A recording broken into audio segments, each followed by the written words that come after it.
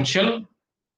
So with the upcoming discussion being made with you, you will be able to understand clearly the scope of geography and the approach need to be followed. And after the discussion, in general, in between, if you are not able to communicate with me properly, you can uh, contact me through WhatsApp with this number, and you can mail me if you have got any kind of doubts.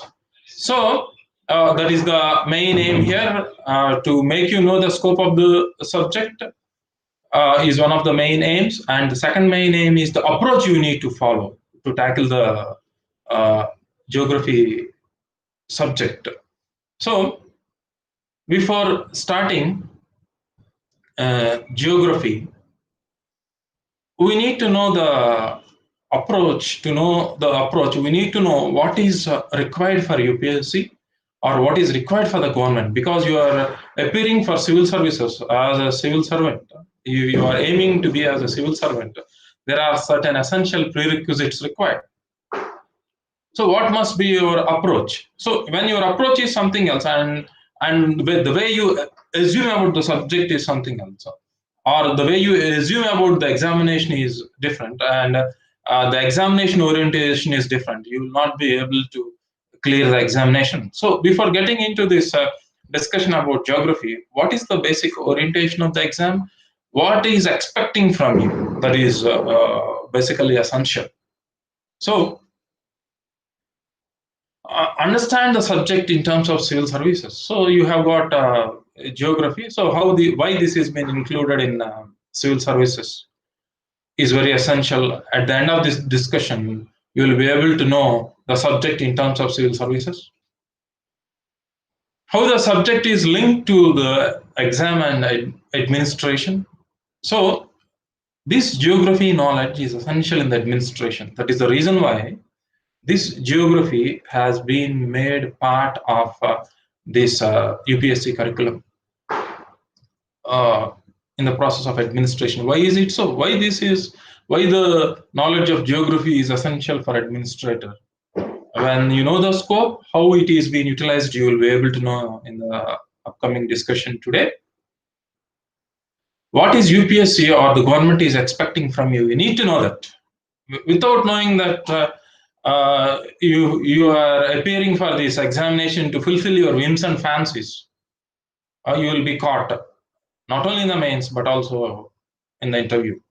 So because as we know, most of us appear for this examination. To be frank with you, as I have interacted with many number of students, and I myself I am a student once upon a time, uh, we appear for this examination for the whims and fancies, the kind of social status you have got in the society as far as these services are considered, the authority you have got in your hands is the main factor. To be frank, if even though you accept or don't accept, that is the kind of idea students have. And when you go to the examination only with this approach, of course, there is no doubt about this. It is a fact. You can have that, but you need to know something else more than that, as far as these services are considered. What is being expected from you by the UPSC or by the government is you need to be a troubleshooter to the problems in the society. That is what is being expected from you. So how geography is linked to troubleshooting in the society might be a question to you. You must be able to link the knowledge of geography, how it is useful to you to solve many different kinds of problems in the society. So if you are able to perceive the subject, understand the subject in this manner, uh, then you will be able to tackle the examination. This perception is essential not only in the case of geography. This perception is essential in every area of civil services while you are appearing. This is not confined to geography. So what is that perception essential? We will be discussing with you. So, so you are being selected because you have the capability or an attitude or a psychic personality to know what are the different kinds of problems and to tackle them is one of the main reason why you are being selected. So then how geography knowledge gives the solution is a question to you. So what happens is geography uh, has got mainly two main branches. So geography has got mainly two main branches. So the two main branches of geography are physical geography and human geography. So most of the time, so because most of the people who appear where I have encountered, or most of them come from science background, etc. And in general, people assume that geography is most of the time the physical aspects people consider. Physical aspects is part of geography and it is also a major area, and the second major area of geography is human geography. So what is physical geography, what is human geography? How is physical geography something different from human geography? We need to be very clear with. When we are very clear with these two different aspects, the preparation becomes very easy. And what are the different areas covered by this physical geography, and what are the different areas being covered by human geography? When you are clear with these different subtopics of these areas, you will be able to understand the scope of geography very easily, and you will be able to know how each and every area is helpful to tackle different problems in the society. So before getting into this subject, let us know the meaning of this word geography. As I have already mentioned, this is a word which is been derived from Greek words. It has got the meaning that geo means earth, graphy means study or writing. So studying about the earth is known as geography. What part of the earth it studies? Geography specifically. There is a fundamental difference between geography and geology. Geologist is a science which studies about the layers of the earth's interior, whereas geography studies about the phenomena or the features happening over the surface of that. That is one of the fundamental difference between geology and geography. So what are all the different aspects geography studies?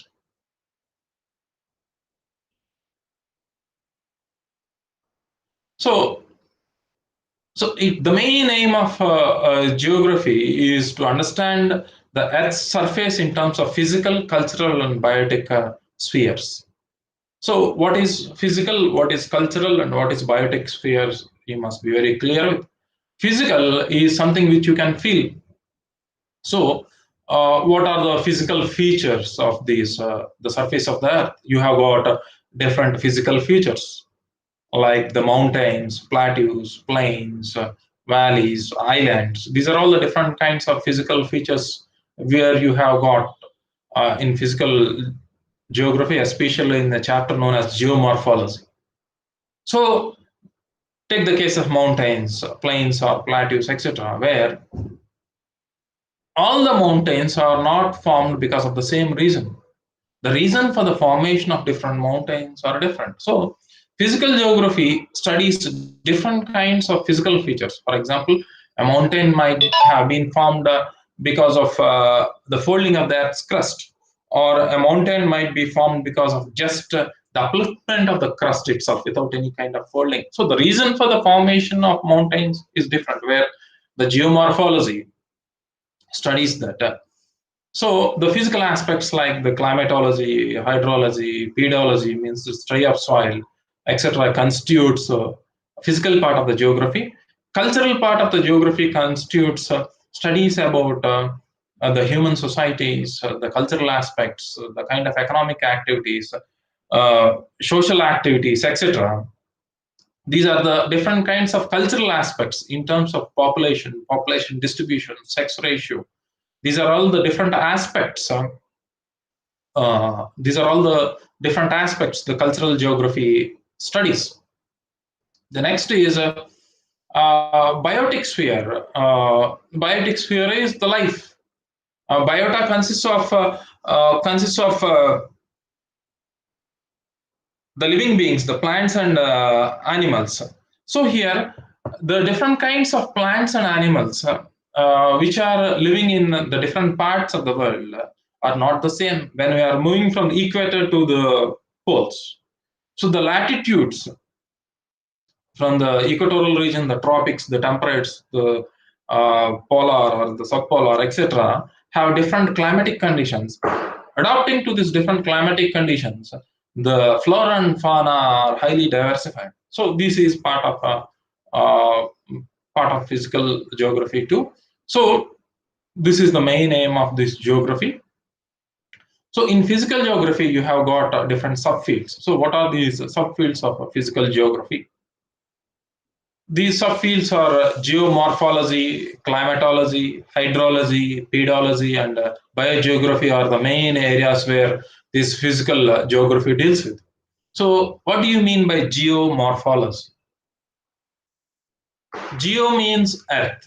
Morphology means the external study of anything is morphology. The morphology of a plant means the external study of a plant. Geomorphology, you are studying the external features of the earth. So, what are the different external features of the earth? You have different surface topographical features like the mountains, plateaus, plains, valleys, etc. Um, are studied in terms of geomorphology, and it studies about the different dynamics or the forces responsible for the formation of these different kinds of features. For example, the forces which are responsible for the formation of these features are being described in terms of endogenetic and exogenetic forces. Endo means inside. The forces which have been generated within the Earth's interior responsible for these features. For example, the folded mountains. The force is generated within inside the Earth's interior. Formation of depositional plains. The weathering and erosion by the flowing water is an external force, is an exogenetic force, responsible for the formation of a depositional plain. So, depositional plain is a physical feature, folded mountain is a physical feature. Folded mountain is being formed by an endogenetic force. Deposition of a plain is being formed by an exogenetic force. So, this is how the chapter goes on of all the physical features, forces responsible, the existence and examples of these different kinds of physical features existing at different regions in different continents. And the second part is climatology. Climatology studies about both climate and weather, as you know the difference. Both studies the atmospheric phenomena. Weather studies about these phenomena happening in the atmosphere in a short duration for around 72 hours or so, plus or minus. Weather studies about the phenomena happening in the atmosphere more than a decade or so. So, climatology studies about the phenomena happening in the atmosphere. So, it studies how these seasons have been formed, what is the composition of the air, what are the different layers of the atmosphere. It studies about different phenomena happening globally and regionally. For example, the phenomena happening in the atmosphere are being classified in terms of primary or secondary or tertiary circulation. When the phenomena happening globally is primary, or tertiary is something which is happening locally in your region. This is what climatology deals with. So the atmospheric changes happening in short duration and longer duration. Hydrology about the water, about oceans, rivers, lakes, how these what the phenomena happening in the oceans, the way the ocean water circulates. And to understand the climatic phenomena without understanding hydrology, we will not be able to understand clearly, or we may not be able to understand the changes happening in the atmosphere so clearly, because the temperature conditions in the water influence the atmosphere, and obviously the climate or the weather varies. So both are interlinked, where the hydrology impacts the climate and weather too. Pedology is the study of soils, deals with different kinds of soils, their evolution.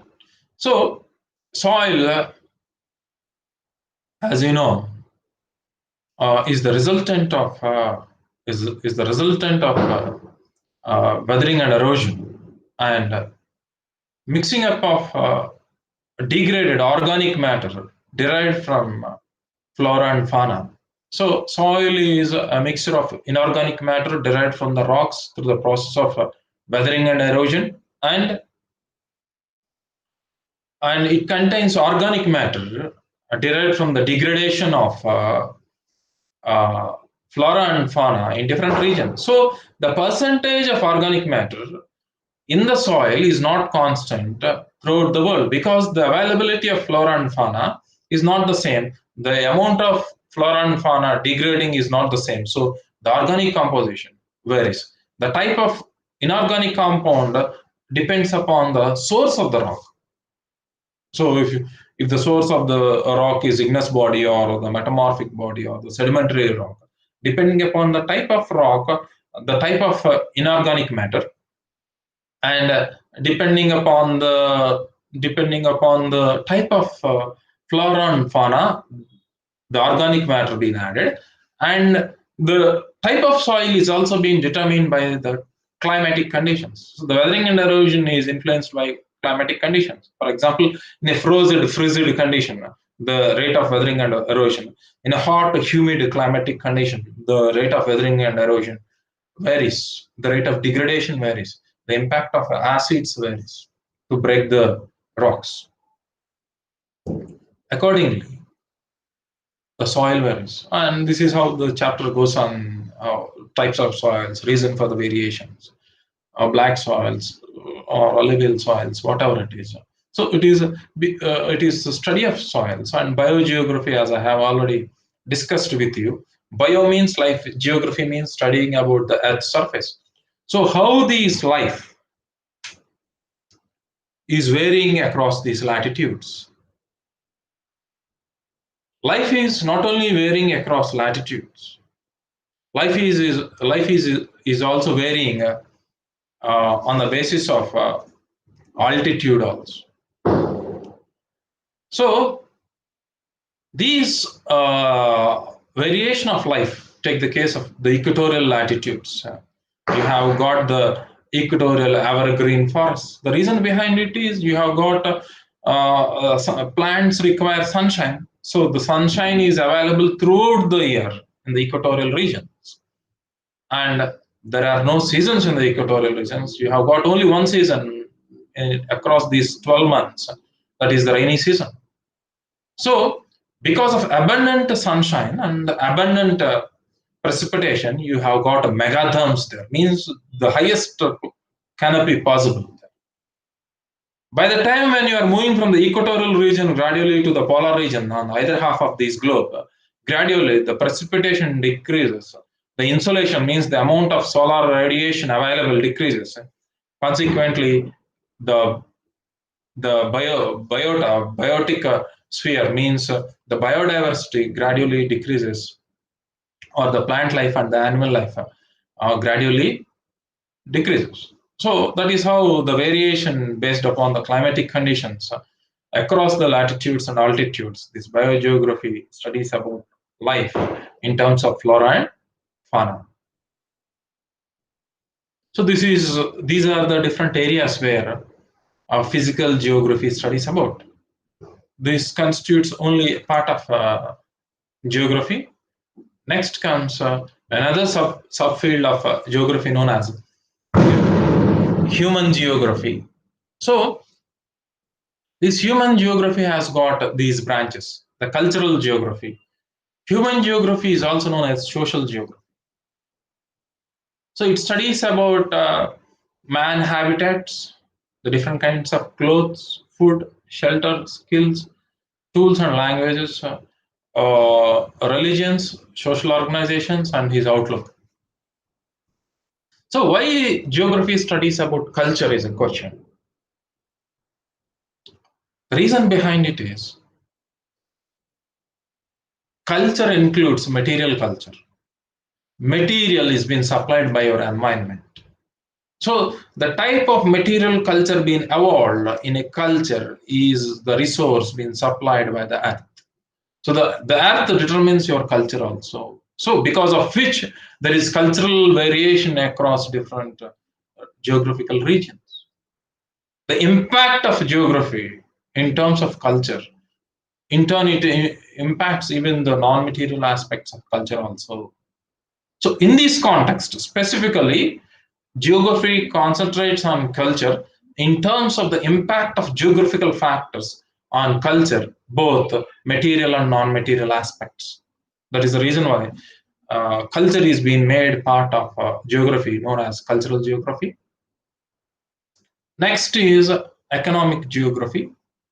This is how you need to understand the different branches of geography, if which will make you to know the scope of the subject. When you lose the scope, when you don't know the scope, you don't know what you are studying. The application part, you lose it, because after knowing the scope of the subject, and you know the syllabus being given by the UPSC, you'll be able to know how to tackle the syllabus. Then clearing the examination, preparing for the examination becomes very easy. Otherwise, it becomes very complex for you, and you will not be able to tackle the examination. Why many people appear for the examination and will not be able to crack? Because in every subject you need to know the scope. In every subject you need to know how to tackle a particular questions which is unique to each and every subject. So I'm going to discuss the scope and approach completely now. So the economic geography. So economics in general, or the economy, studies about production, distribution, and consumption of goods and services. So then, how is this production, consumption, and distribution?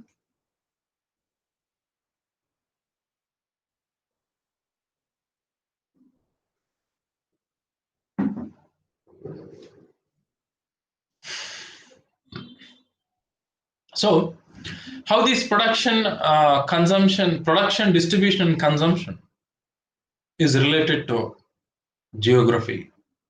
So, as I have already told you that the goods essential for your survival and sustenance might not be available in your environment. You might be deficit in a resource in the environment in which you are existing.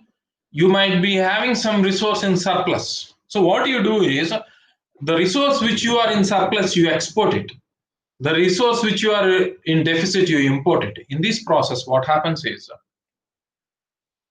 this factor of export and import, the export basket and the import basket is being influenced by the geography of your region. For example,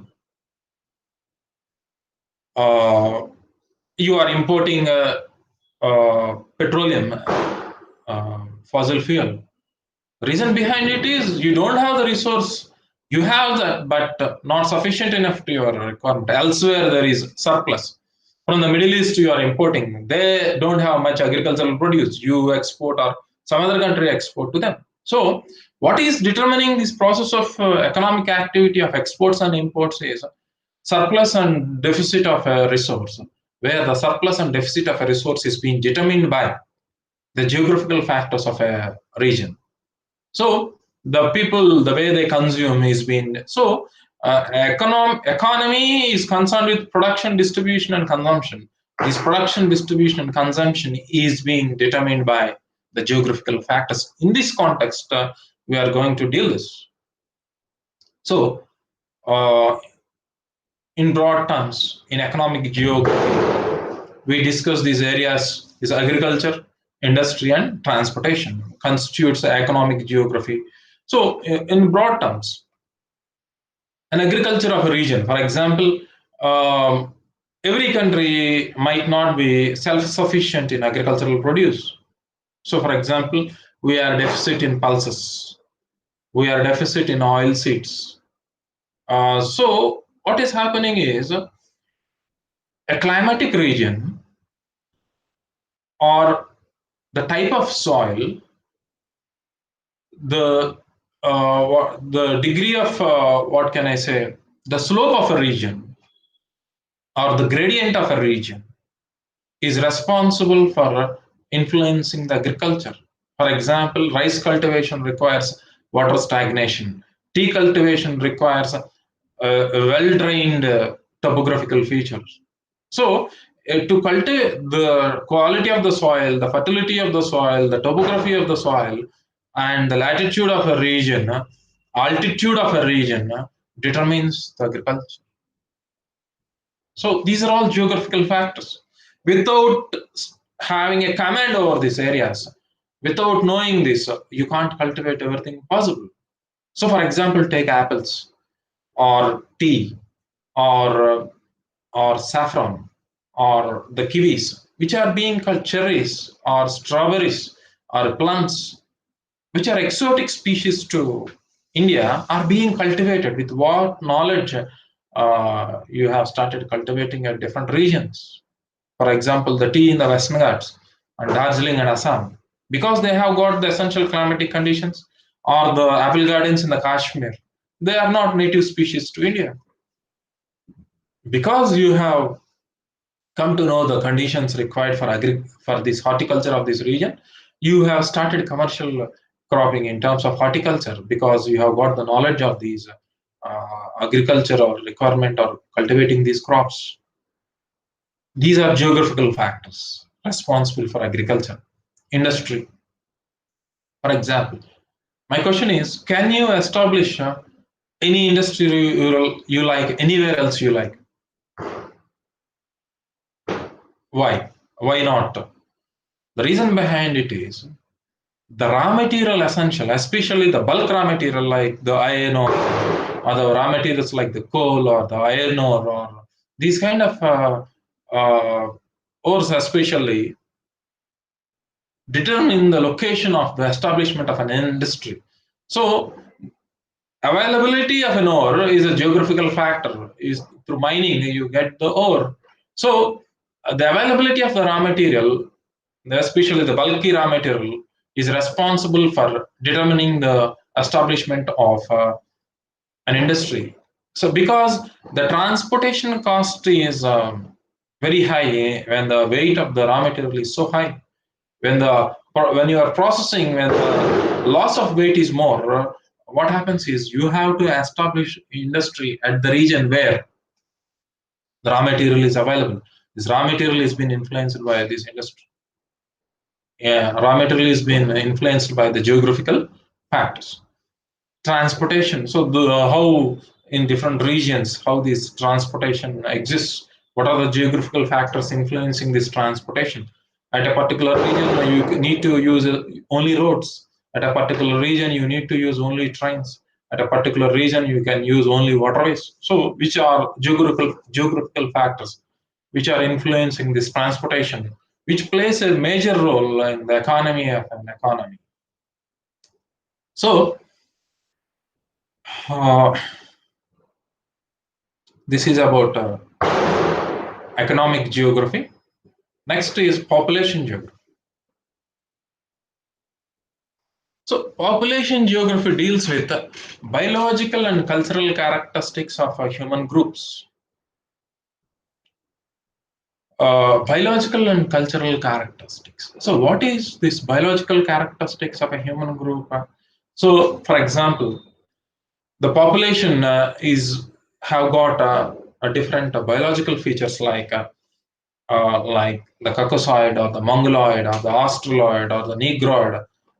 The population has got different biological features. Not only the visible racial characteristic features which we have got, there are certain anatomical variations, there are certain physiological variations existing, genetical variations existing. So, These biological variations are being studied in these biological aspects. Cultural characteristics, which I have already discussed, these cultural features which are existing in different population groups constitutes a cultural geography of that population of a particular group existing in a different geographical region. Their effort to develop the resources of their region.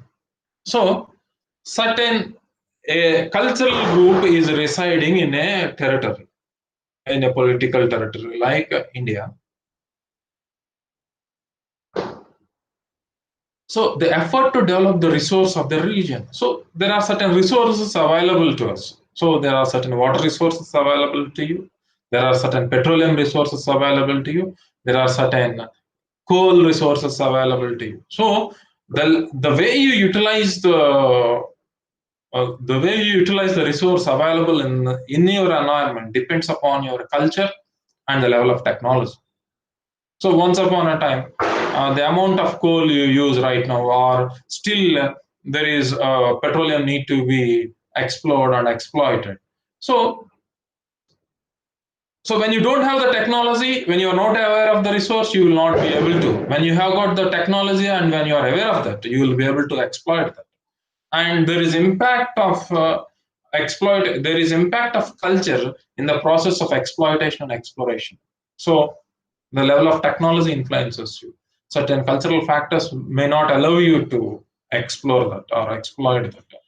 So for example, hunting certain animals or clearing certain forests, certain cultural practices may not allow you to hunt certain animals, is a cultural practice, or a law may not allow you develop the resources of that region because of cultural factors or the law in that particular region, and their capacity to live in comfort in their habitat. So the way they live, how comfortable they are with the kind of resource available, constitutes about population geography.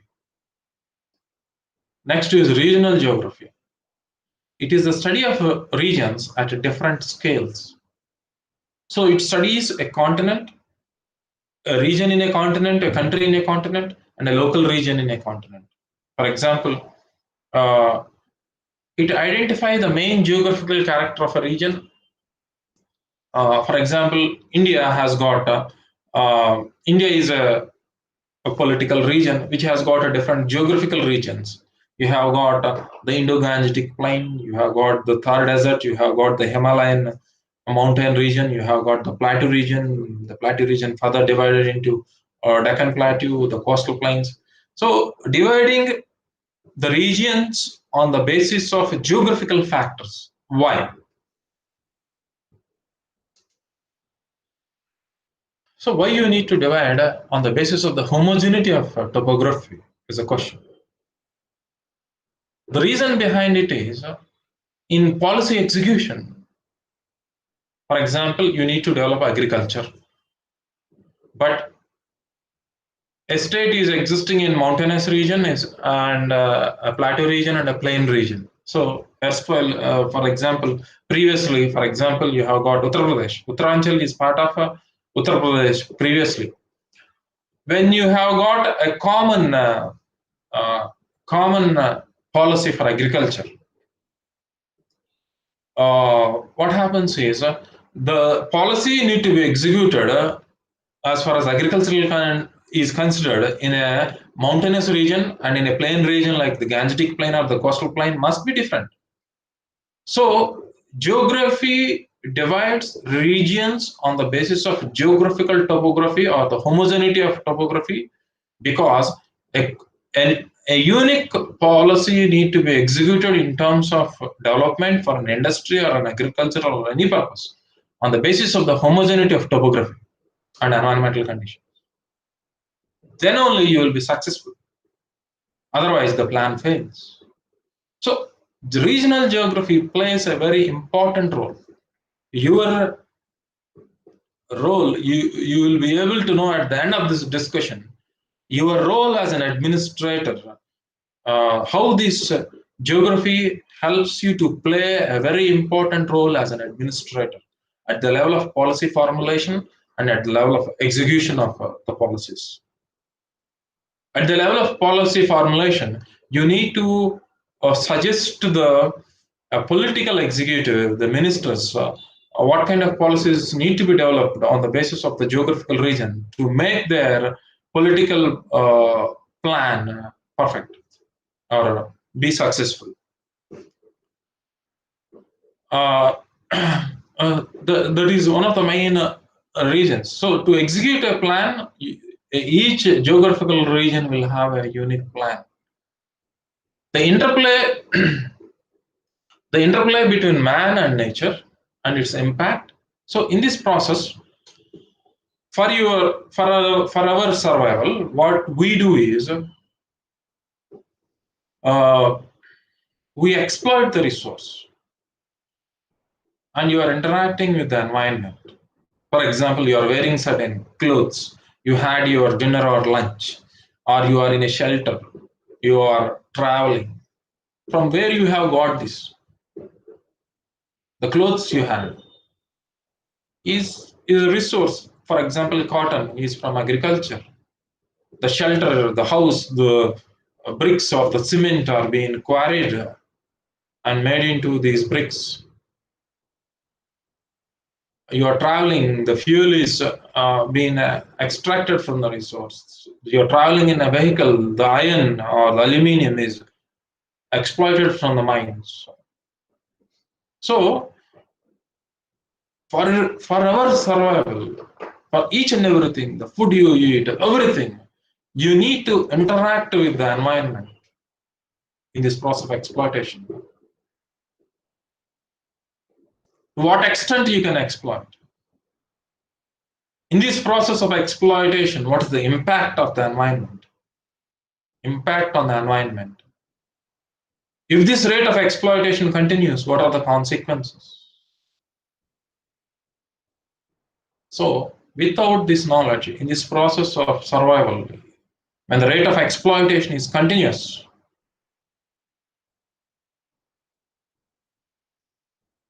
it leads to our own destruction. So, the knowledge of geography is essential for our survival itself. So, nature and its impact on man and natural resources, delimitation of geographical regions, regional planning, etc. So, on the basis of this, you demarcate regions and you plan according to the region to be successful in every respect. This is the main. This is sometimes considered as a major branch of geography itself, the regional geography. Sometimes this is not. This is the practical application of geographical knowledge. So, this is the major scope of geography.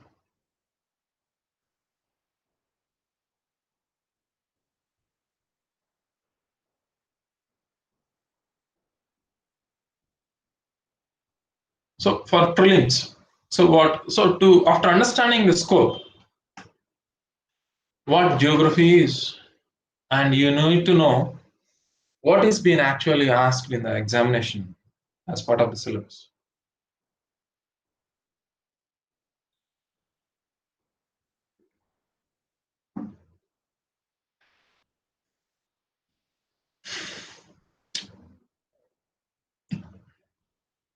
The one which is highlighted, India and world geography, the physical aspects, social aspects, economic geography of India and the world.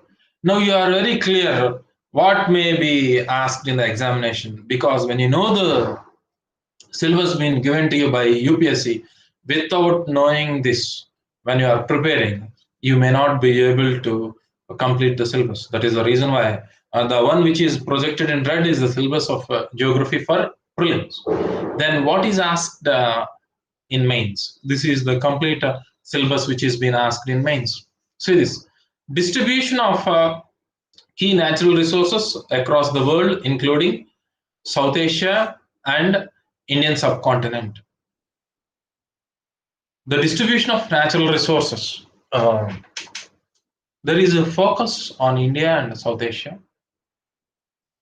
Natural resources like any kind of mines or resources or river systems or any kind of resources which are essential for our survival, especially how they are being distributed across the world, focusing on South Asia and Indian subcontinent. Factors responsible for the location of primary, secondary, and tertiary sectors. So, as I have already mentioned that an industry or a service sector or an agriculture or mining, you cannot do as if you want. So these sectors, the primary, secondary, and tertiary sectors of economy, are being determined by the geographical factors. So how these distribution of these sectors happen, and for example, as I have said, you can't establish an iron and steel factory in Jammu and Kashmir or anywhere else you like. They have been pulled by the resource availability. There is certain human resource essential, there is certain raw material essential basically, and infrastructure required. This infrastructure availability, raw material availability, and human resource availability is been determined by geographical factors based on which the pattern of establishment of these primary, secondary, and tertiary sectors are being determined, including India. Effect of globalization in Indian society. So in this process of globalization, you are connected to the complete world in this process of export and import of this economic activity in terms of bilateral relations, etc.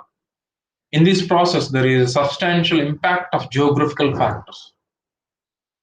You need to study globalization even in the perception of geography also. Then the answer will be very perfect, even in the bilateral relations, also, diplomatic relations. Also.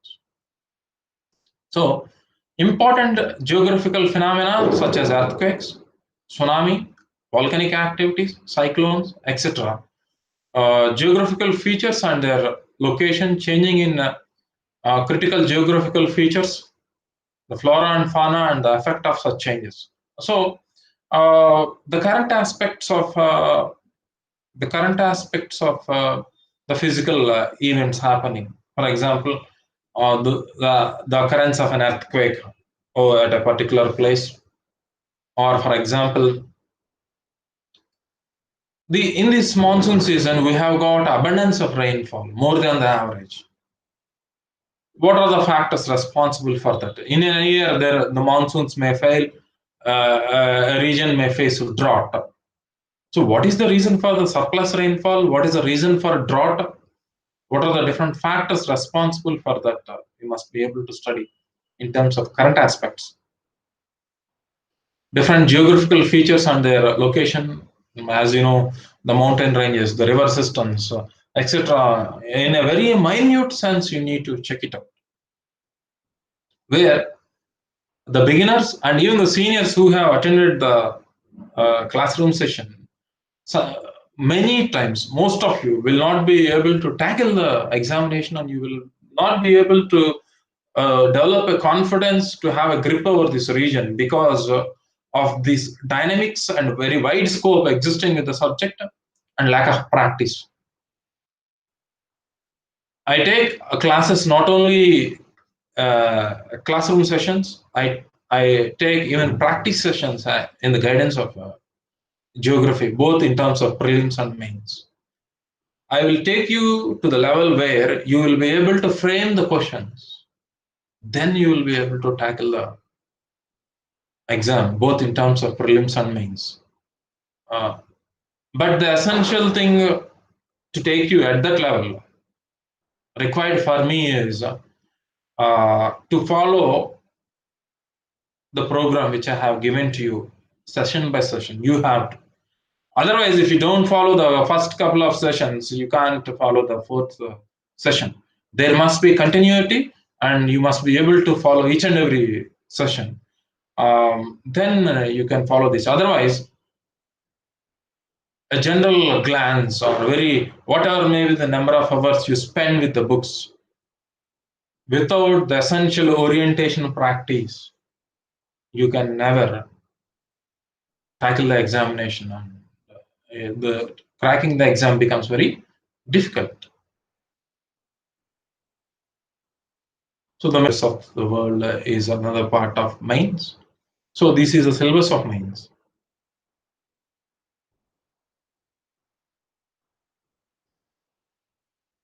See this. So as I have asked you, I'm going to discuss. You will be able to know the essential orientation of the examination after understanding the scope which I have discussed with you.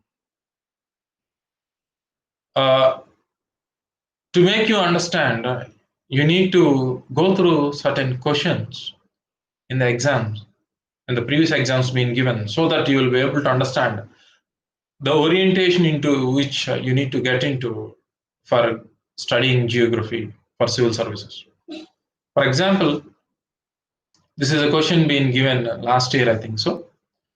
Assess the impact of global warming on coral life system with examples. The other question is discuss the causes of depletion of mangroves and explain their importance in maintaining coastal ecology. Can the strategy of regional resource based manufacturing help in promoting employment in India? This is how the questions are being given in the case of paints, and even the prelims will get the same kind of orientation. See the kind of questions being posed to you. These are the problems which we are facing in the environment. How can you answer this? So to answer these questions, whether it is prelims or mains, uh, what is the approach which is essential? First, what we have to do is, as a foundation, this will not, uh, uh, for example, you have to go through these NCRT books. These are the four books of geography of class 11 and class 12. This is the physical geography, the fundamental fundamentals of physical geography, the basic fundamentals in general, Indian physical environment, physical geography is specific to India. These two books of class 11 completely deals with physical geography. One in general principles, the second unique to India. The second is the human geography, India, people and economy. One, fundamentals of human geography, the other book. So these two books. So studying these two books as fundamental is essential. My question is, will you be able to tackle the exam by studying these four books? No. You have to study these books in a very clear cut manner. At the first glance, you will not be able to understand it completely or grasp it completely. You need to have 3, 4, 5, 6 readings. And you need not worry when you are going through these books for about third, fourth, fifth time. The amount of time consumed, or any book possible, when the number of revisions are being made, the time consumed will be less. For example, you may take more than a month or so for the first time going through this book, these four books. But when you are going through second, third, fourth time, by the time when you are about to appear, will have a just glance within a day or two as far as the complete books are considered. These four books are considered. The other thing which we need to do is we need to be in touch with the current issues. Current issues in terms of physical geography, current issues in terms of a human geography. Uh, the agricultural variations happening, or the industrial variations happening, or the physical phenomena variations happening, or the rainfall, or the cyclones, or whatnot. The current issues which will not be available in these books, but these lays a lot of foundation to you. So you must be able to link the base subject with the current issues ongoing. Then only you will be able to tackle geography or any other subject possible. So, for example, after studying those four books, after clearing the, after attending the classroom session, so that a lot of logic which you cannot understand uh, by just going through this book at your level of maturity, uh, you will not be able to get into the essential logic required. So the advantage with the classroom session is the waste of time doesn't happen, because the level of depth essential, or the level of depth in terms of the subject, we can take you into the subject and make you explain and understand that, because you can't at the first instance, because it is highly dynamic, because there is a huge amount of memory required here, and there is a lot of logic linked to this in physical geography especially. Even there is, if you need to, there are many logical understandings are required even in the case of human geography. How this logic and logic is need to be linked chapter by chapter. While going through the subject, I will be discussing with you. So for example, take this. uh, so can the strategy of regional can the strategy of regional resource based manufacturing help in promoting employment in India? So, what is this question? See this. He's talking something about employment. How is employment related to geography? Don't we have any employment program? Yes, we have got a lot of employment program. So, what is the problem we have got here? People thinking that there is a lot of opportunities available in the metropolitan cities. The metropolitan cities are overcrowded, increasing in the population density. When a region is with high population density, we get a lot of problems. So we need to avoid this migration of people to the metropolitan cities, increasing densities, creating havoc. For example, take the classic example of our national capital territory. So, what is the main reason for the problem? Uh, the kind of the kind of atmosphere, or the kind of weather conditions existing there, or the kind of the level of pollution happening there, uh, is because of high density of population, the use of fossil fuels, stubble burning in the surrounding regions, adding fuel to the fire, the winter season, and Diwali, right? So what is happening here is uh, a huge air pollution. People are dying just because of lung problems, because of air pollution, huge density of population using huge amount of fossil fuels, leading to air pollution. So when the employment opportunities are being created itself in Bihar or UP or Rajasthan or Punjab or the surrounding regions of Gujarat, etc., people will stop migrating to Delhi, and the use of fossil fuels, or the population density, or the competition to employment decreases. So the problem can be solved.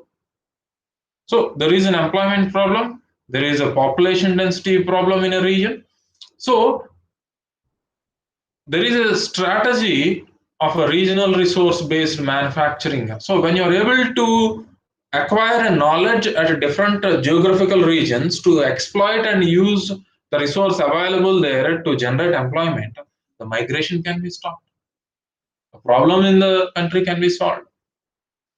To answer this question, you need to know the kind of resources available across the world and across the country. What kind of resource is available? What kind of industries can be established? What kind of skills are required? What kind of industry need to be established to employ a person who is even illiterate? If you have this knowledge, a lot of problems can be solved. This is a problem solving question.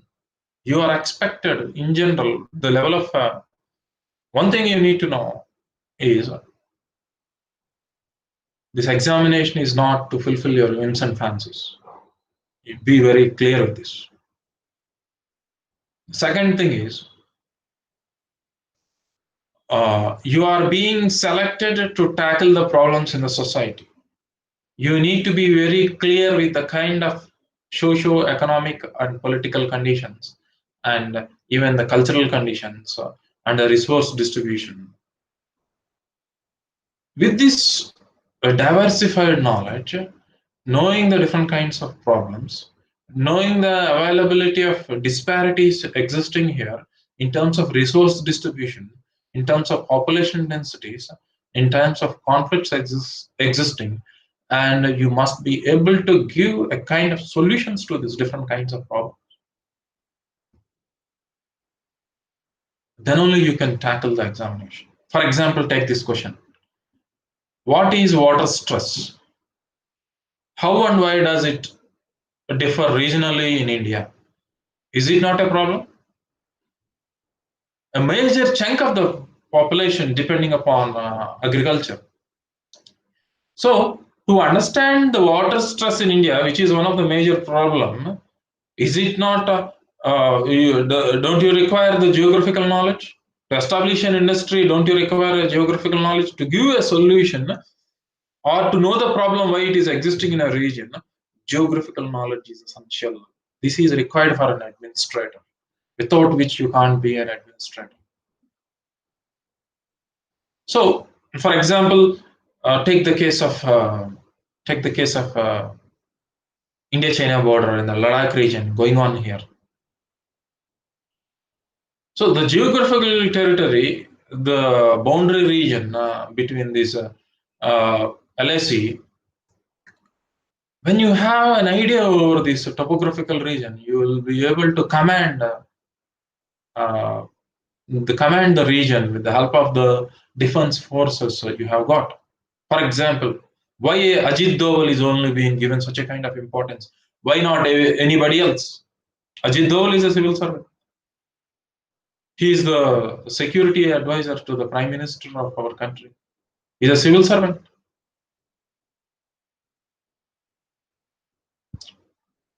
So, in the current scenario, you might have observed the Indian troops have got a commanding position in the Indo-China border in the Ladakh region.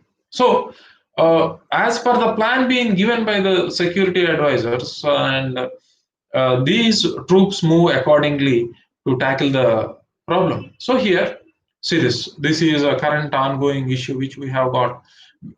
These troops work on the advice being given by the political executive. The political executive are being supported by the civil servants, the bureaucrats. So, without having this proper knowledge, you can't give a proper advice. Don't think that you will be trained after being selected. People who have got selected,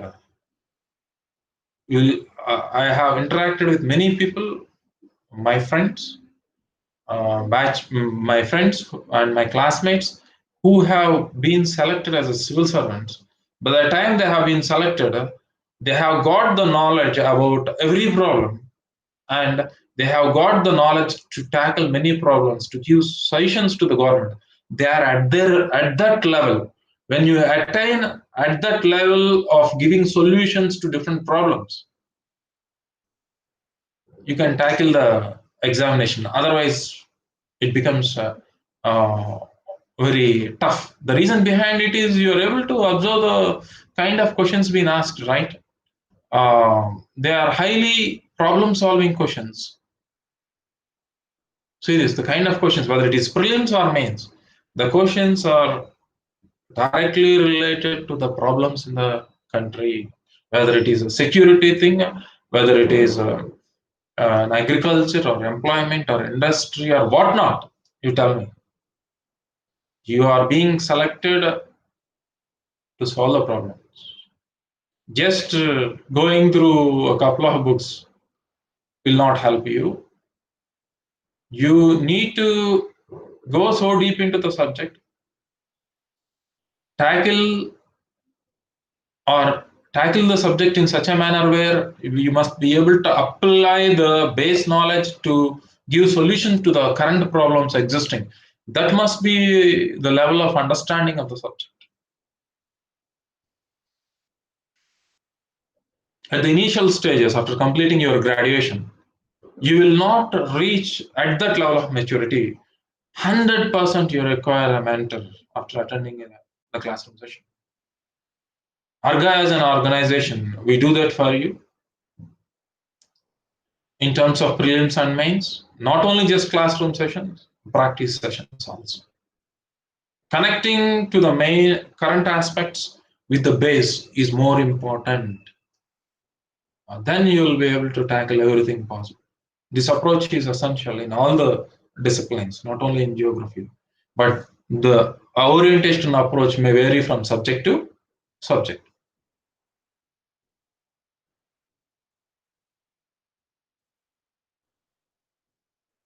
So, for example, in geographically, strategically, this area might be important to you because the current ongoing scenario, as far as the security aspects is considered, is very important.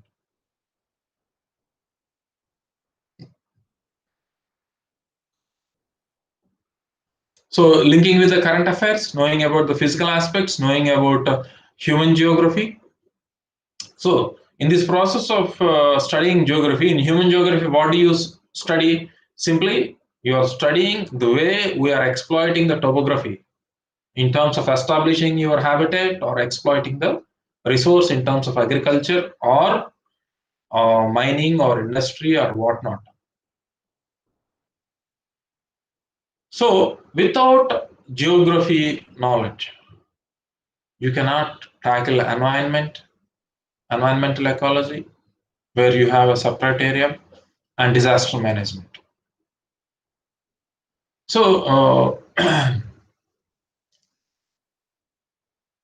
so why environment and ecology cannot be tackled with geography knowledge? Because uh, you, in this case also you have got two aspects. One is the base knowledge and the applicative part. As part of the base knowledge, you need to know about the environment, different sections of the environment, biotic factors, abiotic factors, the interaction of the man with these biotic and abiotic factors, the impact being caused by man on the in this environment, and the consequences and solutions.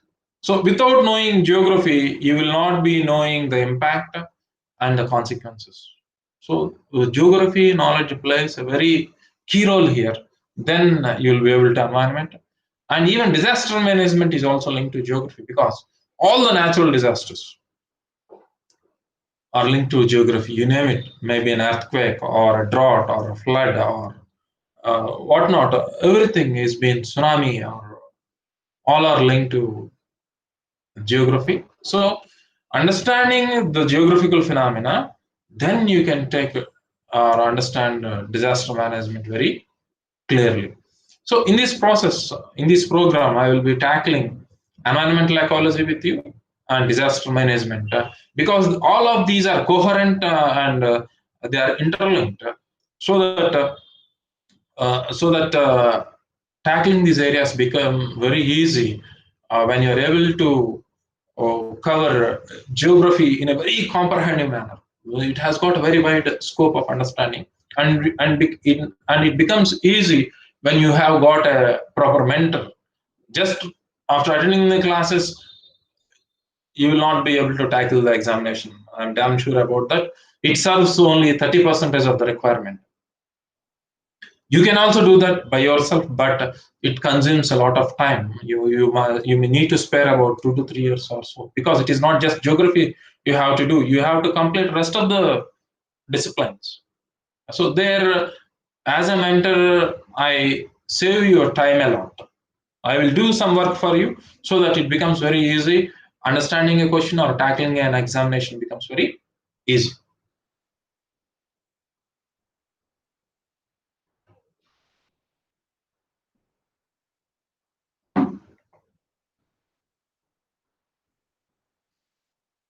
So, for example, this is a prelims bit.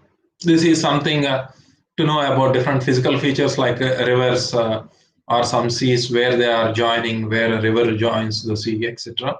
Is a physical feature, not much complex. But the problem here is they go very nook and corner, Irish. See, in general, we may not concentrate, but I make you to concentrate on areas where, in general, you are not able to.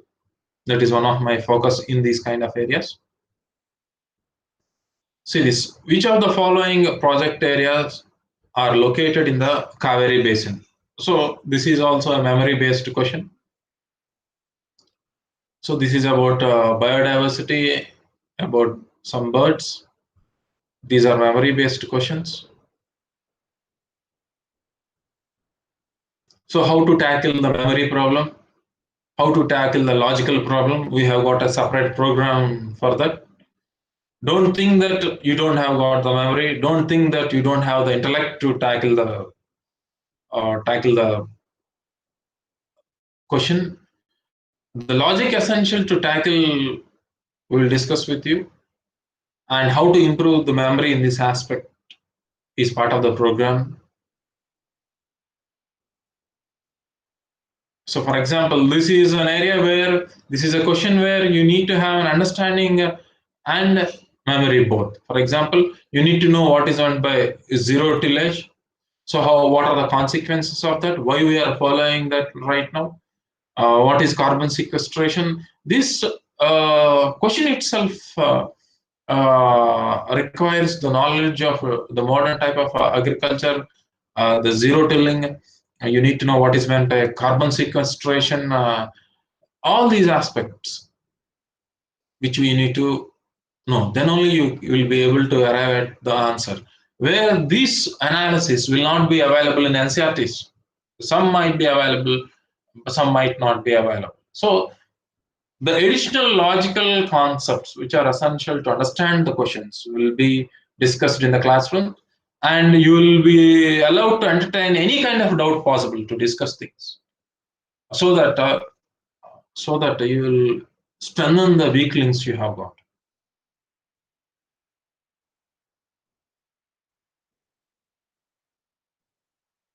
So you need to know about the agricultural conditions in India, or the industrial conditions in India. Conditions are essential for each and every different variants of crops.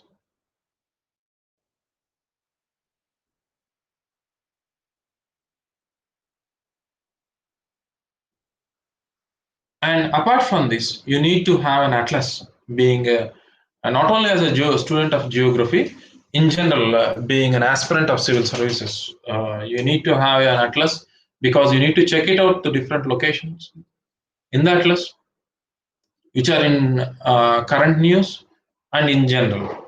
You need to have India Yearbook, because it each and every year published by this publication division will have a data regarding agriculture, industry, population, transportation, polity, etc. The current updated, authenticated data is available in India Yearbook. So when you are preparing for this examination, you need to have an atlas. Check it out every area in the atlas which you have encountered in a newspaper or a television or a preparing book or NCRTs or whatnot, is a must activity, daily activity which you have to do. India Yearbook, the fundamental data required for the current year. And the seniors will have an advantage, or if you are a fresher, don't just have the India Yearbook of this current year. Try to have a couple of years old India Yearbooks also, because the data will be compared sometimes. For example, the growth rate of rice production in India has been increased with this percentage.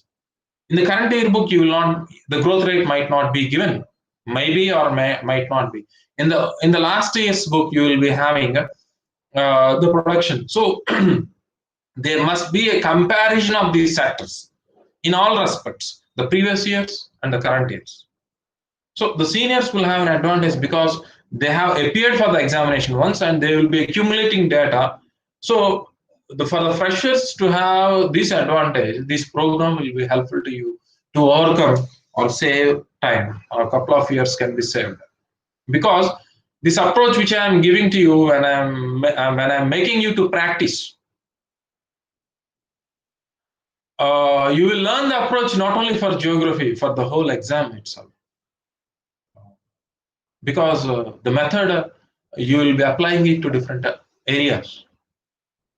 Yojana and Kurukshetra are must because Yojana gives the socio-economic issues of the country right now, and it is being published by the government. The Kurukshetra is also does the same thing, especially the rural development, because these are being published by the government. For a civil service aspirant appearing for the examination, must have these books, without which you have online versions also, whether it is online or a hard copy, you have to, especially Yojana and Kurukshetra. Not only for geography, for economy, you require them for different governmental plan programs, what is government doing in different areas. In rural areas, these give a very clear-cut picture. Apart from this, why you need to study these books, especially the editorials of the Hindu newspaper or so? The main reason behind it is, listen this very carefully. You are not an expert. You are not a specialist. You don't have the experience.